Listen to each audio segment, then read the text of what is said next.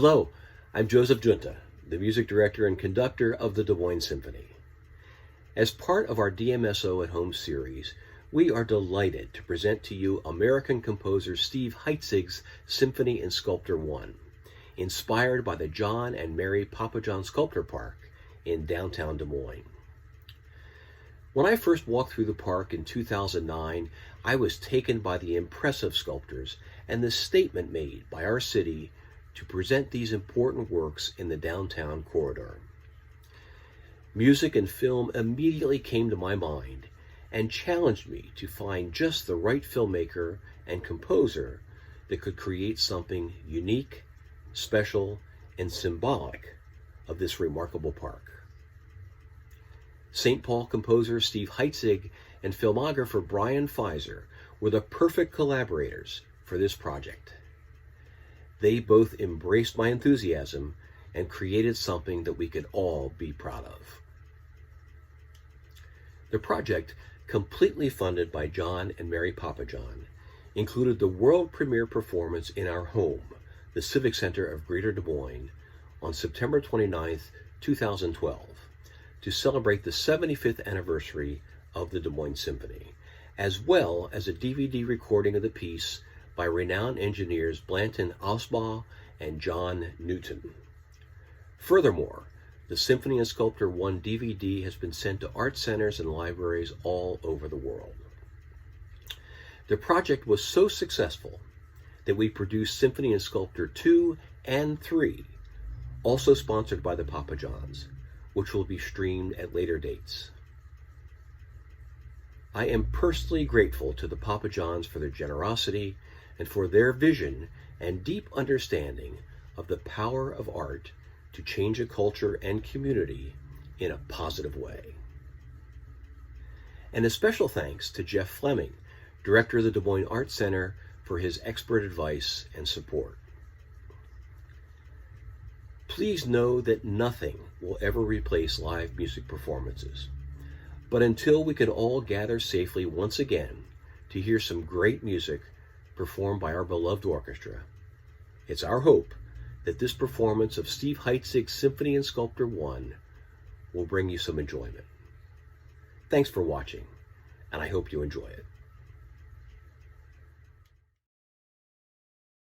We started collecting sculpture about 25 years ago, and the reason why we did is we ran out of space to put all of our art pieces, paintings and so forth, so we thought, oh, it'd be fun to start collecting sculpture and put them on the outside of our house.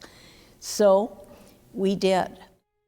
Mary and I were in the automobile driving down Locust, and the city was demolishing the buildings and was putting together a park. And we looked over, and all of a sudden I said, Mary, that's where our sculpture should go. And she said, I agree. We knew people would be very excited with it because on Sunday afternoons, we get a steady stream of cars looking at our front yard. And sometimes a gutsy person would go down the driveway and take a look at the backyard. So we knew that people were interested in seeing it. People would call and say, what's that new piece that went up? I want to read about it. So we knew that the sculpture park would go over well.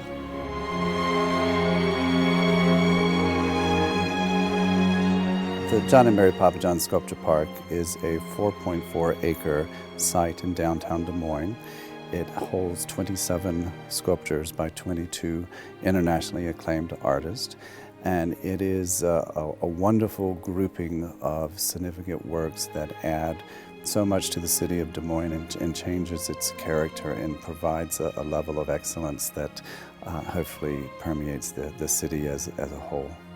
I'm always looking for ways to connect the orchestra to the community, and I think every orchestra is the offspring of a community in terms of its culture. So when you see something as overwhelming and dramatic and important as this outdoor sculpture park, It really got my attention. Joe said, "Richard, I got this idea." And then he told me about a new piece of music that would be inspired by the sculptures of the John and Mary Pappajohn Sculpture Park. And it took 3 seconds to say that is something that would be a tremendous addition for our city. It really started as a fledgling idea in my head. I happen to know Steve Heitzeg, this wonderful, gifted composer from Minnesota who I'd worked with before many times. Steve is an avid art collector and just loves sculpture. He's a member of the Guthrie Board and so on in Minneapolis. So that was a big part of making this all happen. And I think about 2 years ago was when I first approached him about doing something if we could raise the money and so on. And fortunately, we were able to make it happen. We brought him down to see the sculpture park. He walked through carefully, taking notes and whatnot and jotting down things that he heard, sketches.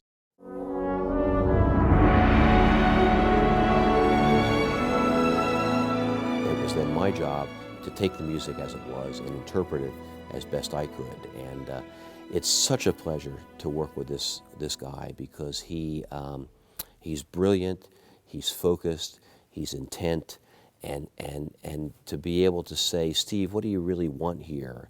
is such a great privilege for me and the orchestra because we don't get to ask those questions of Beethoven and Tchaikovsky. So to have a living composer be at rehearsal so we can respond and ask questions, this is a great thing for us as artists.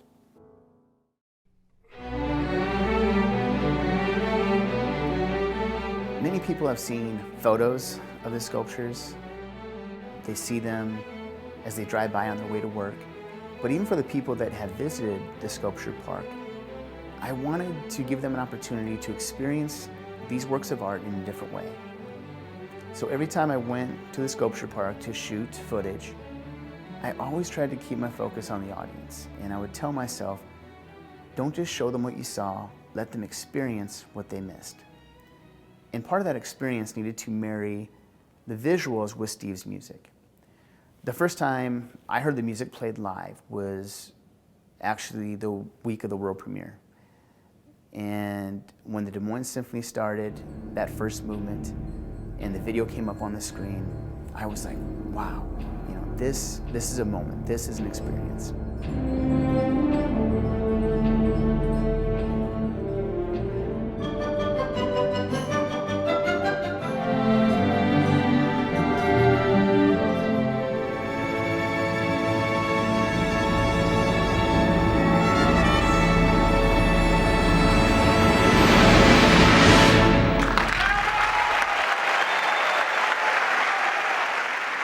That was a great moment in this history of the symphony to begin the 75th season. It was something that our audience reacted that affirmatively to. You just never know, how are they going to react to this. Once we saw everything put together with the sounds that Steve had written and with the video that Blur Media had put together, we were pretty sure this was the winner. But to then see the audience not just sort of sit there and applaud, but to jump to their feet and bravo and all of that, that was a high. And I must say I saw the work in many instances in a new way, and that was very exciting. I've seen them many, many times before and installing them and talking about them and looking at them, but this was an opportunity to see it in a different way, so it was thrilling for me to have that opportunity. We like the arts, we like the visual arts, and we love the symphony, and by putting the two together, it is transformational.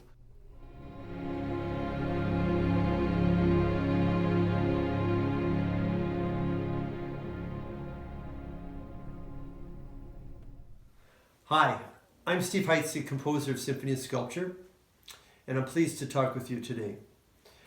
In 2012, Joseph Junta, music director of the Des Moines Symphony Orchestra, gave me a call and asked if I would compose a symphony in honor of the John and Mary Pappajohn Sculpture Park in downtown Des Moines, Iowa. This ultimately became a 3-symphony project in which I musically depicted 18 of the sculptures in the park. This was a dream project. brought a lot of joy to me in the process because I have a deep interest in the visual arts, and being able to explore these extraordinary sculptures was very fascinating and meaningful to me. I'm thrilled that the Des Moines Symphony Orchestra is now streaming this project, and my thanks to them, and I hope you enjoy.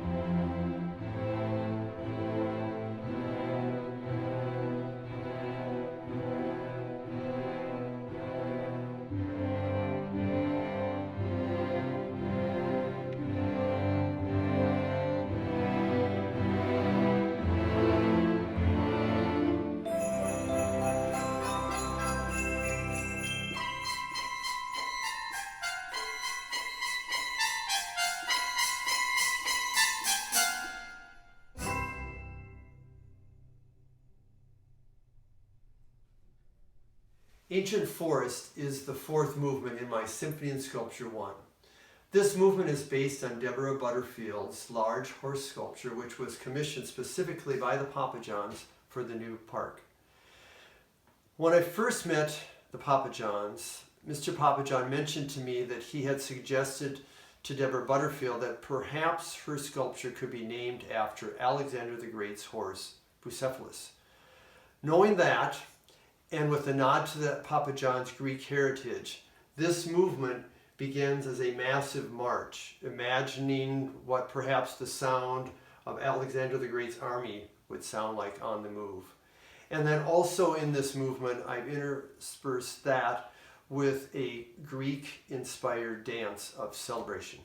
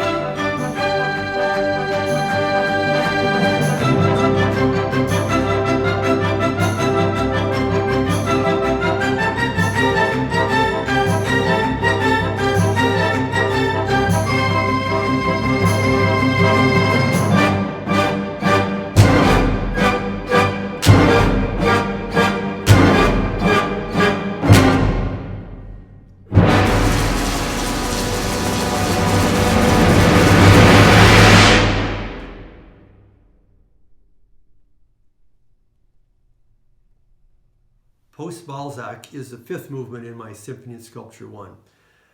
This movement is based on sculptor Judith Shea's hollow robe cast in bronze and stone. This piece has a sense of loss for me. There's a hollow space where a person should be in the robe. So I was immediately drawn to thinking about writing an elegy. So this elegy has lyrical lines that are in direct opposition to the hard surfaces of the robe. It's scored for strings, low brass, and timpani.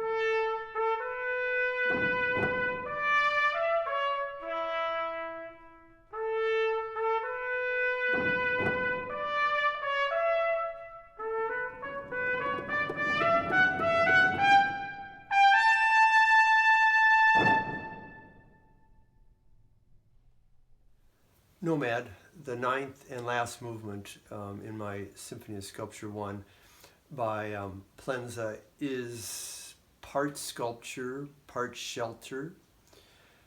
And there's something quite universal about the piece and beautiful.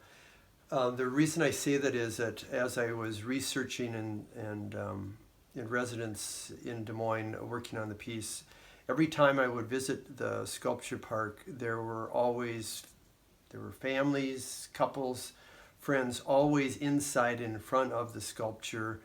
It's a very joyful and welcoming piece. So to reflect that beauty and universality of humanity and the world, and to reflect upon even the notion of the title Nomad, that we're all nomadic and we're all on the planet together, the piece starts with the sound of a shruti box. And the shruti box is originally a small wooden box with bellows that is an intricate part of Indian classical music. Now there's apps for shruti boxes, and for this performance, or for this particular piece, I've included an electronic shruti box. So we get the drone of the shruti box sound, the universal sound, the aura, and then out of that comes a mixed meter dance with a lot of transportable nomadic instruments, handheld percussion instruments that merge with the full orchestra sound.